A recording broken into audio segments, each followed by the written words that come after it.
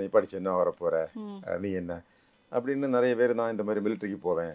ஆனால் சொன்னவர் மிலிட்ரிக்கும் போயிட்டார். ஓ! ஸோ ரமேஷ் அப்படின்னு சொல்லி மிலிட்ரியில் ஜவான். அப்புறம் ஒரு சில நான் இல்லை நான் வந்து லாரி தான் ஓட்ட போகிறேன் அப்படின்னு சொல்லுவாங்க. அவர் இன்னும் லாரி தான் ஓட்டிகிட்டு இருக்காரு. அந்த நேரத்தில் நான் அவங்கள்ட்ட வந்து நான் இந்த மாதிரி நம்ம ஊரில் போலீஸ் ஸ்டேஷனில் நான் இன்ஸ்பெக்டராக வர போகிறேன் அப்படின்னு சொல்லியிருந்தேன்னு வச்சுக்கோங்க. ம். ஒன்று வந்து யாரும் நம்பியிருக்க மாட்டாங்க.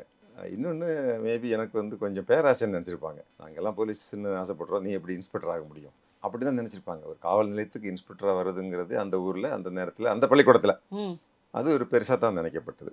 ஆனால் கிட்டத்தட்ட சில ஆண்டுகள் கழிச்சு, மேபி ஒரு 40 வருஷம்லாம் கழிச்சு, ஆனால் சில ஆண்டுகள் கழிச்சு, இது வந்து சப்போஸ் நமக்கு வந்து ஒரு 78ன்னு வச்சுக்கோமே, ம். 2021 அது அதே காவல்துறையினுடைய தலைமை பொறுப்பு தான் வந்திருக்கிறேன் அப்படிங்கிறது அது எனக்கே ஒரு ஆச்சரியமாக தான் இருக்குது. ஸோ அன்னைக்குள்ள சூழ்நிலையில் நம்ம அப்படி இந்த மாதிரி பெரிய ஒரு பொறுப்புக்கு வருவோம் அப்படின்னு நம்ம நினச்சி பார்க்கலாம். சந்தர்ப்பங்கள், சூழ்நிலைகள், மனிதர்கள் நம்மளை அந்த இடத்துக்கு கொண்டு விட்டுருக்குறாங்க.